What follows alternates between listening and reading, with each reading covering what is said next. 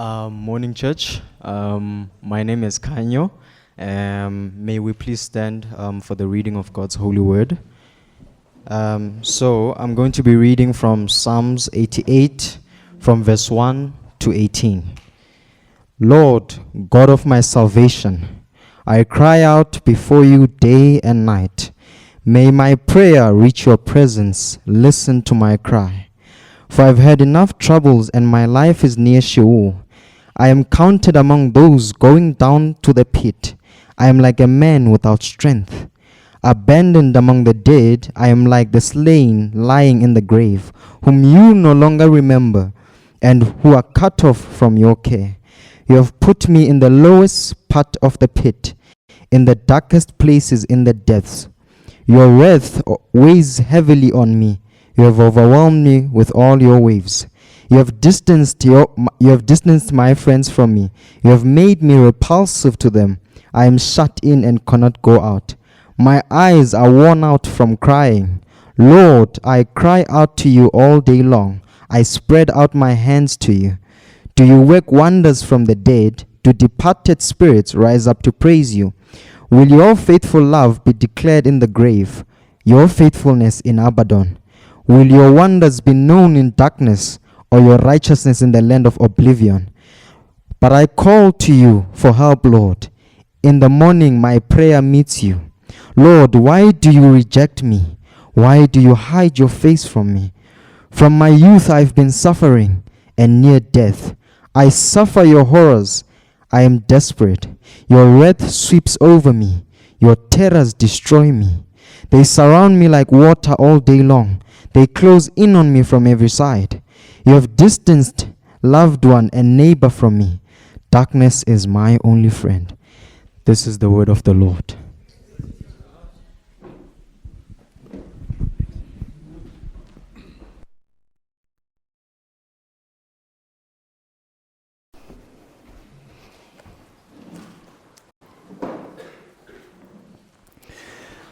Let's talk about your brain.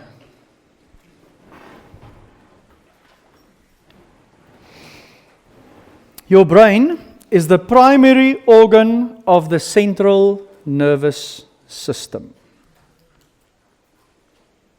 Control center. Our brains get built over time, and the building of our brain starts shortly, actually after conception. I don't know if you guys know this, but listen up. Weeks 3 to 4 after conception, the neural tube of your brain closes. And by the end of the 4th week, have you any idea how small a baby is on 4 weeks?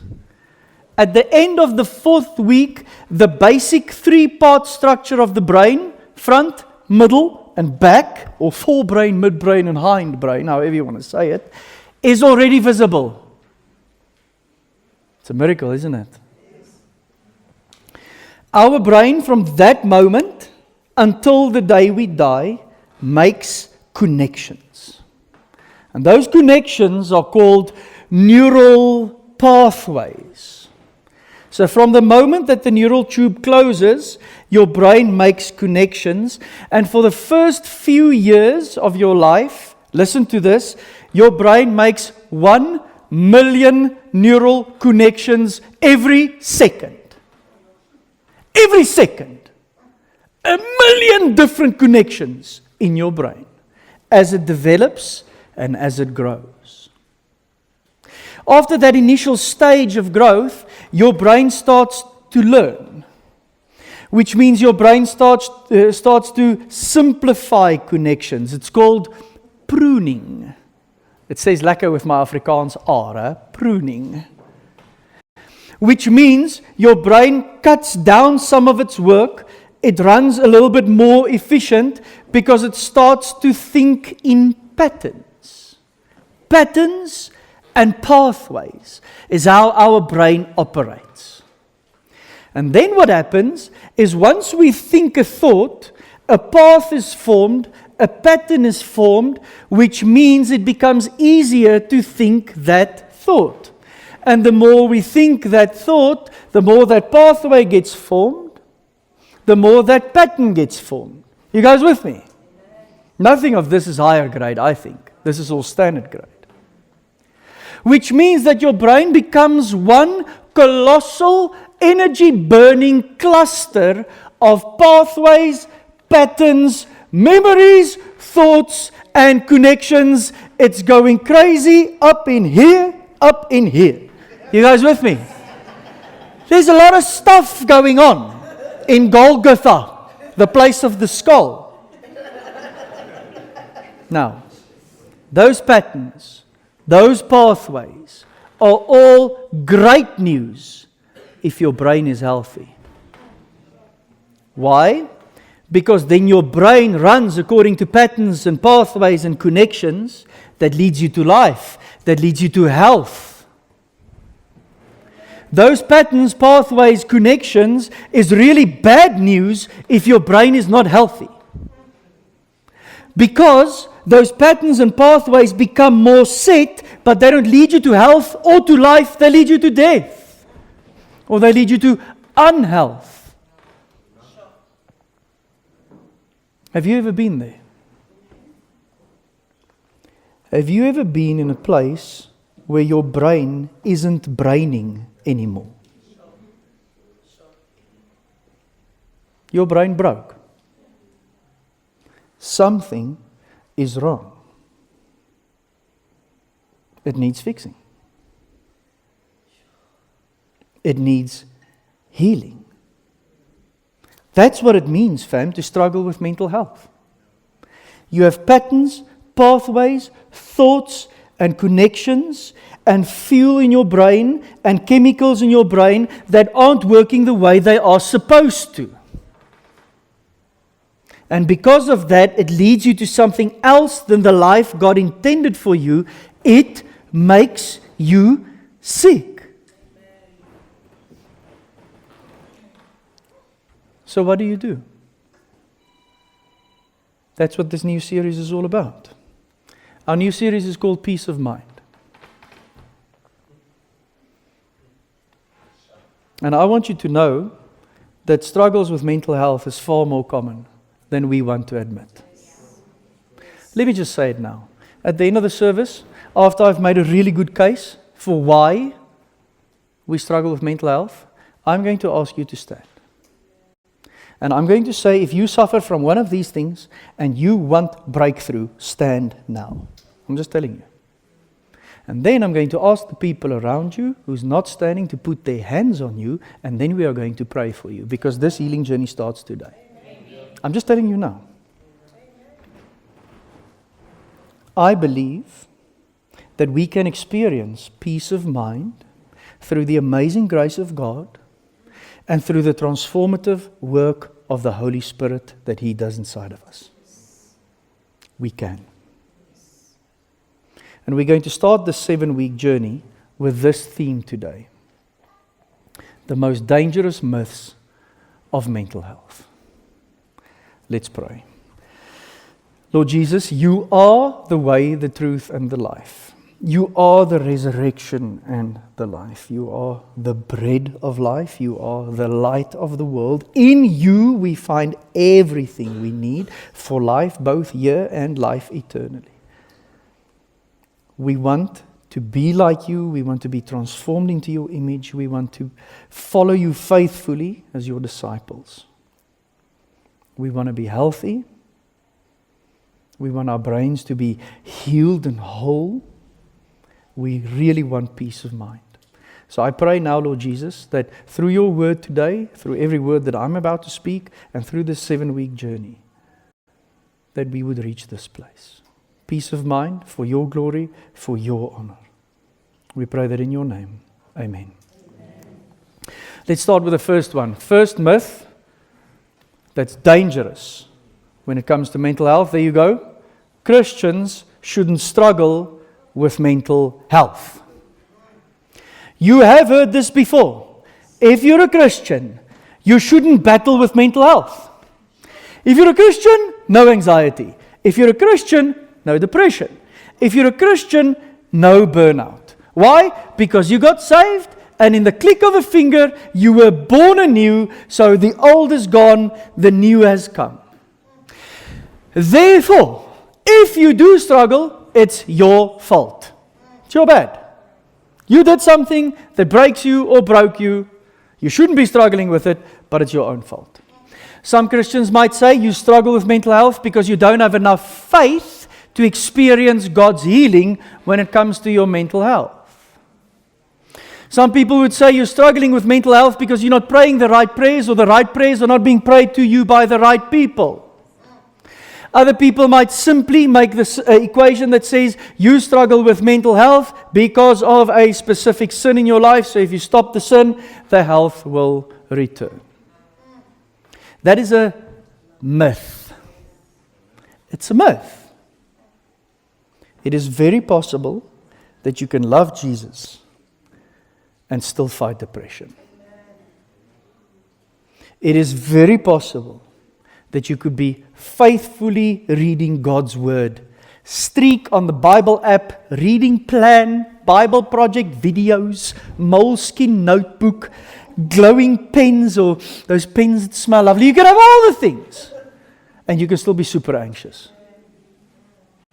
It is very possible that you could be a committed follower of Jesus, committed to His church, attending worship services, giving very generously, and serving in the church, and still struggle to overcome the trauma in your life. That's a fact. And I'm not going to tell you my story. Let's just think of some of the stories of the people we read about in the Bible. Can you guys remember, just 2 months ago, we did a series on Elijah? Can you guys remember what the last theme of Elijah was? Depression. Elijah, the amazing man of God, this hero of the Bible, this epic prophet who did these epic things, was so depressed he wanted to die. David, great king of the Old Testament, a man after God's own heart, responsible for so many of the Psalms, found himself in a deep, deep pit of despair more than once. How about Jeremiah? Great prophet, great book, full of amazing truths. He cried so much, they called him the weeping prophet. I always feel good about myself when I tear up, because I go, just channeling my inner Jeremiah here, fam. That's what's happening right here. The weeping prophet. Lonely. Insecure. God, I can't do what you asked me to do. Jeremiah cursed the day that he was born. A hero of the faith. A man of God. It didn't exempt him from the struggle. Simply didn't. Our teaching text today is Psalm 88. Every single psalm has got a certain genre, or every psalm is a certain type. And every psalm also comes from a specific situation. I mean, think about it. If you write poems, then you write a poem in a specific time, in a specific place, after a specific event, right? And then that psalm will either be a happy psalm or a sad psalm or whatever psalm. Did I say? I started with poem, and now all of a sudden y'all are writing psalms. Sorry, let's go back to the poems. So the psalms are poems or songs. So every psalm is a specific type, and it comes from a specific place. The psalm that Kanyo read to us, Psalm 88, was written by a man called Heman. I wanted to say He-Man, but when I was a kid, there was a cartoon character called He-Man. He was a great guy. Not the same. So I'm just going to go for Heman. Okay? Heman wrote this psalm. Now let's just fly over it. Just a few highlights. I have had enough.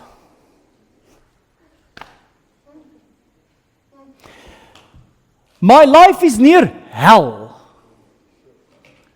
Sheol was the underworld where dead people went. So it's either my life is hell, or I feel like I'm dying.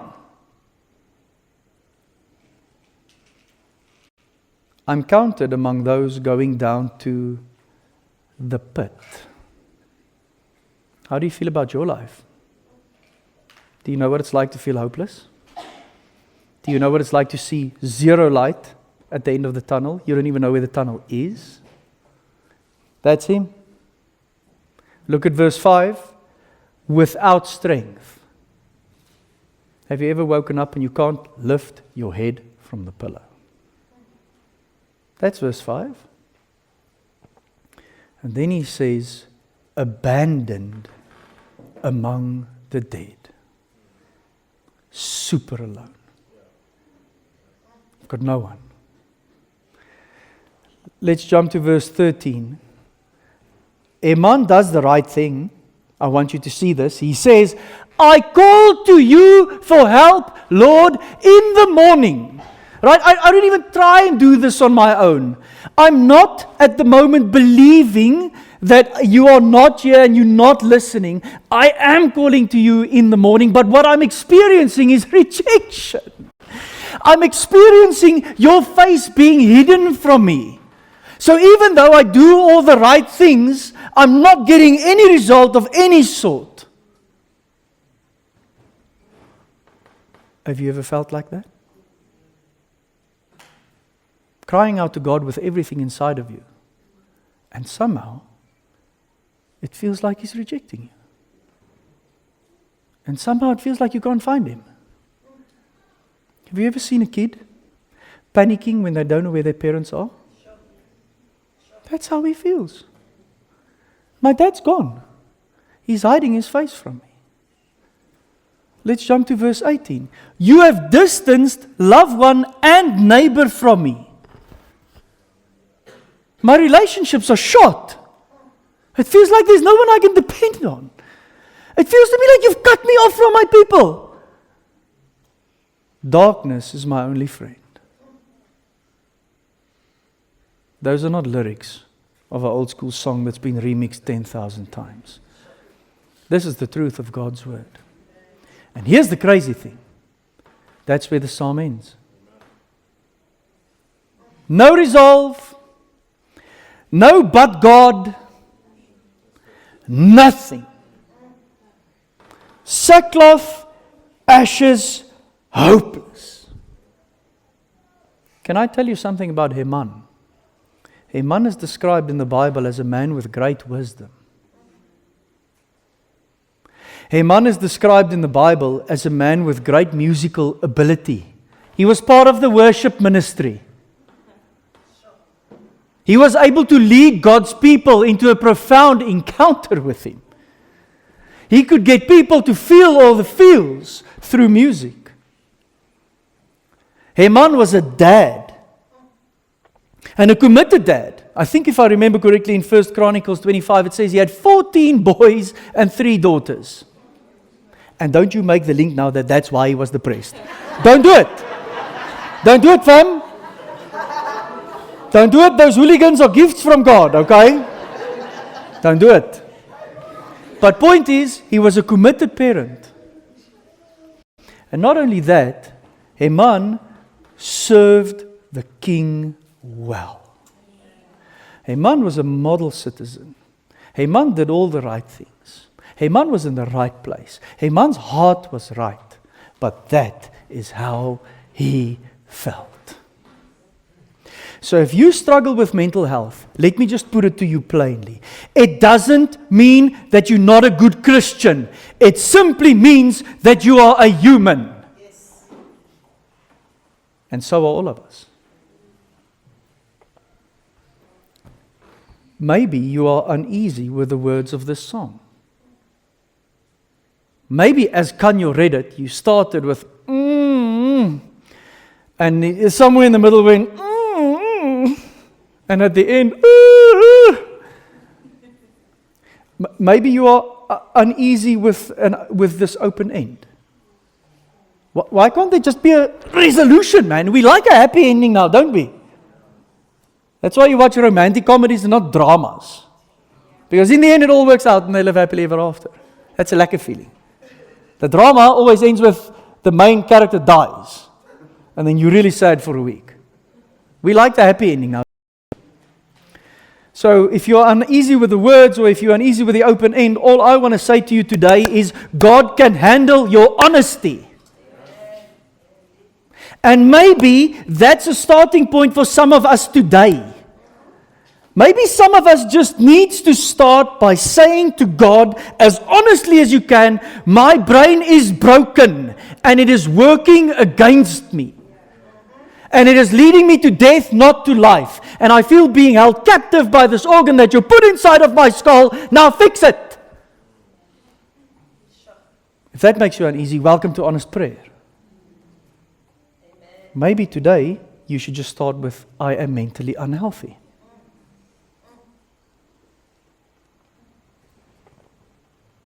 Remember, if you would tell God that, it's not like He's going to gasp. What? What do you do when a kid falls and gets really hurt and runs to you? You move towards them. You bow down so that you can see them. You hug them and you comfort them and you kiss them and you put ointment on their hurtful places. Because you hear their need. None of us tell our crying kids or our needy kids to go away from us and to come back to us the day when they've sorted themselves out. The kid got hurt doing the very thing that you told him not to do. Hashtag parenting. Hey, all of you young folk, it's coming for you. Just saying. And even though the kid was disobedient, doing the very thing that you told him not to do and got hurt, you never reject the kid. You help. Jesus in Gethsemane. Full on panic attack. God, what's going on inside of my head at the moment is causing me deep anguish. I don't know if I can do this. He sweats it out while praying in such a way that it looks like blood coming from his face. Jesus was a human just like us. And he experienced a moment where things up in here was going crazy. And he cried out to God. Christians shouldn't struggle with mental health. That myth is busted. Any Mythbusters, Discovery Channel, fam? Do you remember that back in the day? So good. Busted. Myth number 2. God doesn't care about your mental health. If your brain is broken, it's broken. Sorry, it's destined to be that way. It's your portion, it's your fault, or it's someone else's fault. False. God is a healer. And God does care about your mental health, fam. We believe that God heals people. And He heals people through prayer, He heals people through people, and He heals people through polls, and sometimes He heals people through prayer, people, and polls. But God heals people. He does. All of us need more of God. And if your brain is broken, you definitely need more of God. We need more of His presence. We need more of His word. We need more of His truth. We need more of His amazing encouragement. We need more of His comforting as He journeys with us. We need more of His voice. We need more of His leading. We need more of His revelation. We need more of His character. All of us need more of God, and especially if you're mentally unhealthy. But I want you to know that sometimes you also need more sleep. Sometimes you actually need better friends. Sometimes you actually need a healthier diet, fam. Energide, it's what you put in. It's actually true. Remember, this thing up in here runs on energy. And that energy comes from the stuff that you put in your mouth. So good stuff goes in, good stuff goes to the brain. Brain functions well. Bad stuff goes in, bad stuff goes to the brain. Brain can't function. Truth. Sometimes you need to see a doctor, actually. Sometimes your hormones has gone all crazy. Look at me staring at my iPad, not looking at any person in the hall. Sometimes the chemicals in this joint is just really imbalanced. Sometimes you need therapy. We just showed you that we pay for people to go to therapy. What I want you to know is it takes time.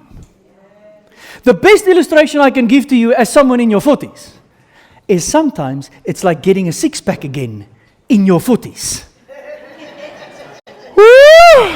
Fam, let me tell you, once you reach 40 and your six-pack becomes a one-pack and you want the six-pack back, you can't think it. You also don't do one park run and then you shred it like you were when you were 16. It takes a lot of work.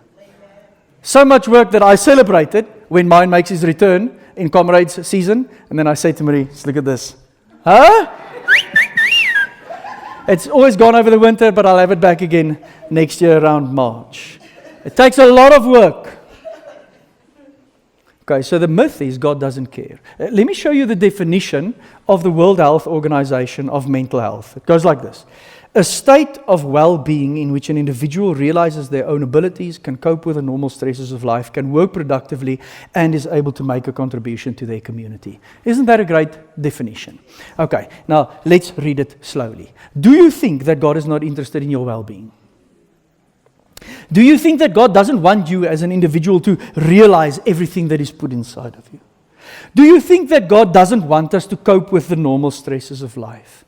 Do you think that God doesn't want us to work productively? Do you think that God doesn't want us to make a contribution to our community? Of course He wants all of that for us. That's why our mental health actually matters to Him. Because if He didn't care about these things, it would have been fair to say that He doesn't care about mental health. But He cares about these things, which means that He cares about our mental health. Okay, let me call Jesus into this joint. Matthew 22, verse 37. You know this verse so well. But I want you to look at the last word of the verse. This is someone asking Jesus, what's the greatest command? And Jesus says, love the Lord your God with all your heart, with all your soul, and with all your mind. That's actually included in our being. And we are called to love God with everything. So how can we say He doesn't care about our mind if He gives us the command to love Him with our mind? And do you also realize that for us it's a huge calling? Because it's easy to get all the feels in here with the heart. It's easy to go into the abstract and say, oh, my soul yearns for God. But do you realize that this thing is also supposed to love God? That's what He tells us to do. Look at this amazing promise in Isaiah 26 verse 3.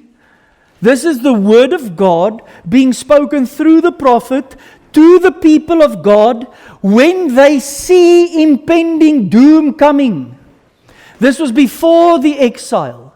This was in a time where the prophets kept on warning God's people to say, hardship is coming.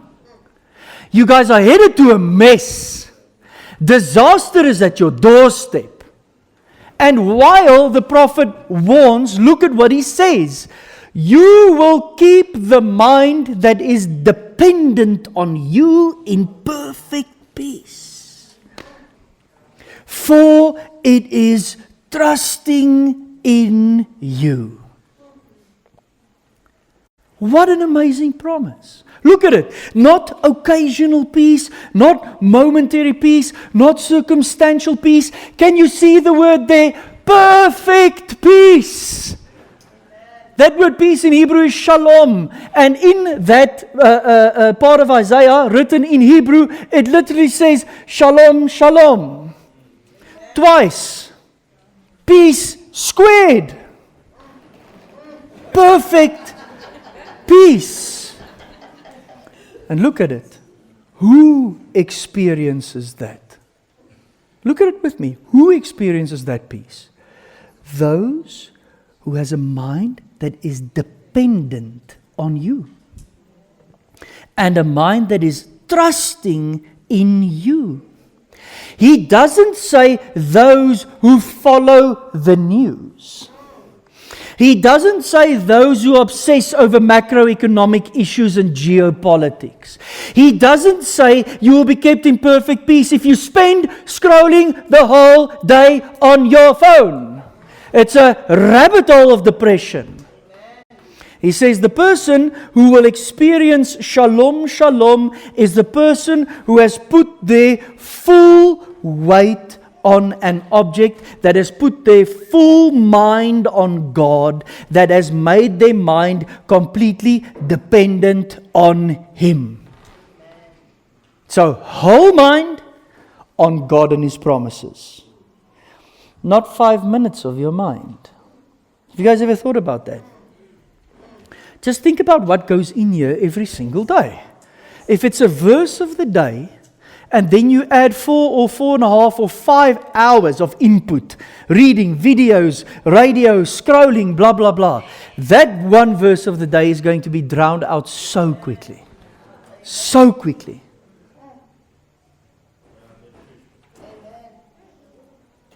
Let me show you this amazing verse in 2 Peter 1. So this is Peter in the beginning of his epistle. The very first thing he says, right? You guys know how epistle starts? Sup fam, it's Pete. And then he starts writing. Okay, so verse 1 and 2. Sup fam, it's Pete. And then he says, His divine power. Whose divine power? His divine power has given us everything required for life and godliness through the knowledge of Him who called us by His own glory and goodness.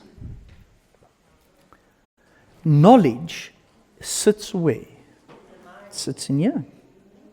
So, Peter says that the knowledge of Him and His divine power is everything we need for life and godliness.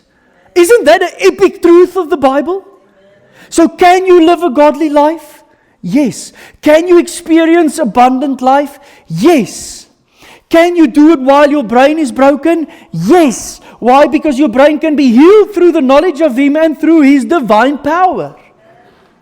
And then, instead of saying, I can't, this is too much, this is going to kill me, you rather say, God is my source, God is my strength, and I have everything I need to do everything He called me to do. That's what happens if this truth becomes part of our being. Remember, the myth is God doesn't care. Okay, Jesus. John 14:27. Look at these words. Peace I leave with you. My peace I give to you. I do not give as the world gives. Don't let your heart be troubled or fearful. Jesus knows. He's talking to a bunch of human beings that's going to go through epic things and extreme hardship. And because He knows what lies ahead, He knows the human experience, He says, don't let your heart be troubled or fearful. And here's the thing that I want to leave with you. My peace. Beautiful, isn't it? Not a peace, my peace. And when did Jesus do this? In John 14, the very night before His epic suffering that led to our salvation. Why? Because peace isn't found in the absence of problems. Listen to me. Peace is found in the presence of God. Peace is found in the presence of God. It's not found in the absence of problems, which means that we can have peace when we hear bad news. We can have peace when we lose our jobs. We can have peace when our marriages are struggling. We can have peace if our children are walking away from the faith. We can have peace when money is tight. Why? Because we have a peace that doesn't come from the world. We have a peace that comes from God, and nothing can take it away. So the first myth is Christians shouldn't struggle with mental health. That myth is busted. The second myth, God doesn't care about your mental health. Busted. He cares deeply about our mental health. His word has truth for us when we are mentally unhealthy. His Spirit does a work of transformation in us as we become more and more like Jesus. Fam, God renews our minds and God directs our healing and He shows us the way. A gracious, loving God doing all of this while we are in relationship with Him. May I remind you that Jesus suffered as a substitute for our salvation. And because we are saved, we can be in a relationship with the triune God, Father, Son, and Holy Spirit. And it's in a relationship with this triune God that this amazing journey of healing and transformation happens. Even though it might sometimes take a really long time, you'll get there, and we'll never get there in this life, but we will be glorified in the life after this one. And it's as simple as repenting, turning back to God, receiving the forgiveness that Jesus achieved for us on the cross, and remembering the good news. God loves you. And He sent His Son to die for you so that you could be saved, so that you could be in a relationship with Him, so that He could fix everything that is broken inside of you. Because we all have broken parts. But He's the great healer. He's the great comforter. And it's through His divine power and through knowledge of Him that we have everything we need. Look at the Apostle Paul saying cheers to the Thessalonians in 1 Thessalonians. Look at this epic 2 verses. Just before I read it, can I remind you that the Thessalonians were human beings as well? Also full of anxiety and full of confusion. And they were stressed, man. And there was conflict in the church about when is Jesus coming back and why isn't He coming back. And some people said you have to keep working, and some people say it didn't work. And some people said Jesus will come back this way, and other people said that way. But they were confused, they were uncertain. That's why Paul wrote to them. And look at how he finishes it. He says, "Now may the God of peace Himself." What God do we serve? A God of peace. And look at what Paul prays for them. May He Himself sanctify you completely. That's the process that I'm talking about. This thing that happens through the work of the Holy Spirit in our lives. And then he says, may your whole spirit, soul, and body be kept sound and blameless at the coming of our Lord Jesus Christ. Oh, I want that. I want a spirit and a soul and a body that is sound and blameless when Jesus comes back. And look at what Paul says. He doesn't say, so get going. He doesn't say, fix yourself. He also doesn't say, check yourself before you wreck yourself. Not everyone caught that one, but thanks for those who did. Look at what he says. He is faithful. He will do it. And I want to tell you today that I stand here promising you that this process of transformation will lead to your healing and your wholeness, not because of my knowledge or my preaching, but because He will do it. I've got no idea how it's going to happen. I don't know your journey. I don't know how long it's going to take, but what I do know is He wants us to be whole and He wants us to be healed because He is a God of peace. And we need to believe this. We need to internalize this word. We need to have this word settled in our hearts. We need to get on our knees and we need to tell God, God, this is who you are. The Bible says that you're a God of peace and I'm not experiencing it at the moment. You said that you'll sanctify me. You said you'll faithful. You said you'll do it. I want a whole body, a whole spirit, and a whole soul. Amen. Fix me, Lord Jesus, through your divine power and through your knowledge. That's where we need to get. Or we can keep on suffering. It's your choice. I want to call our worship ministry up. And I just want to list the things that we'll be looking at over the next few weeks. There you go.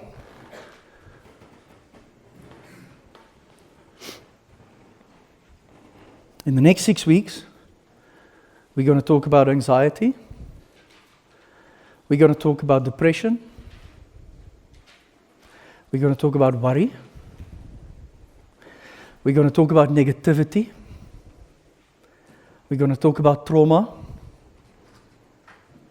We're going to talk about burnout.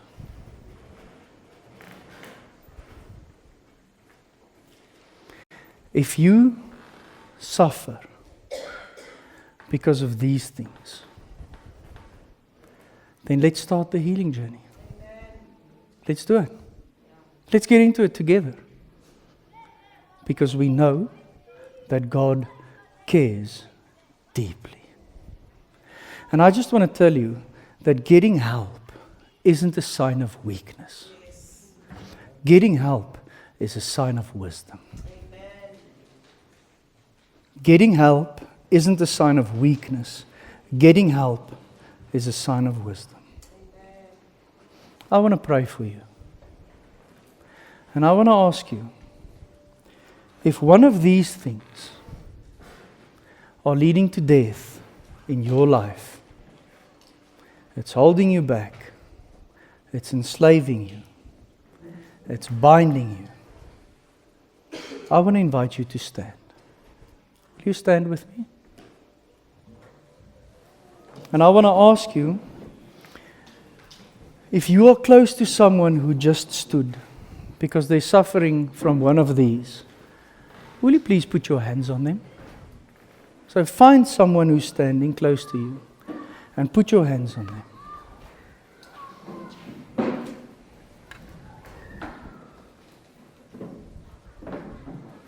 We are going to cry out to the God of peace to make us whole. I want to pray for you. Father God, I know how much you love us because you sent your Son to die for us.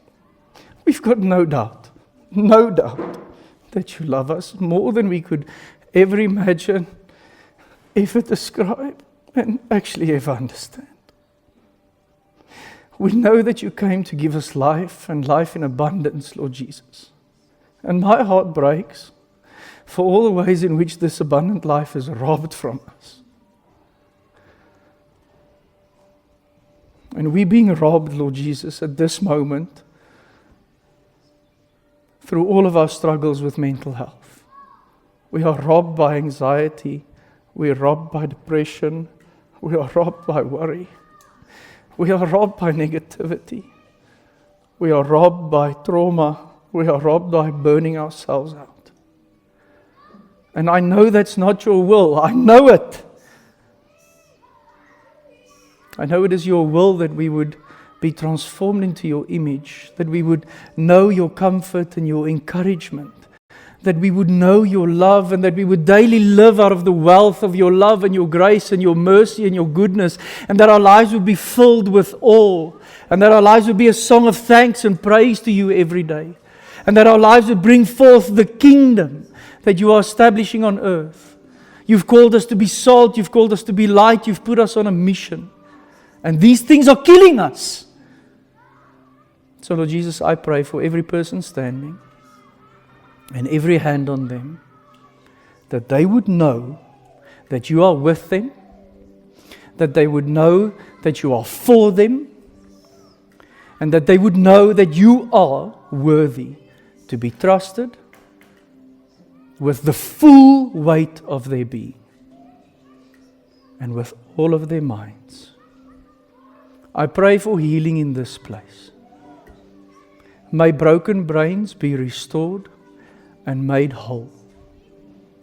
And as we journey these 6 weeks, Lord Jesus, when we open up your word, I ask that it would cut so deep and that it would reveal so much. Because everything we need for life and godliness is to be found in you and in your divine power. I surrender these brothers and sisters to you. I ask you to do what only you can. And we surrender these next 6 weeks to you, Lord Jesus. Do a work in us that only you can do. We pray that in your name. Amen.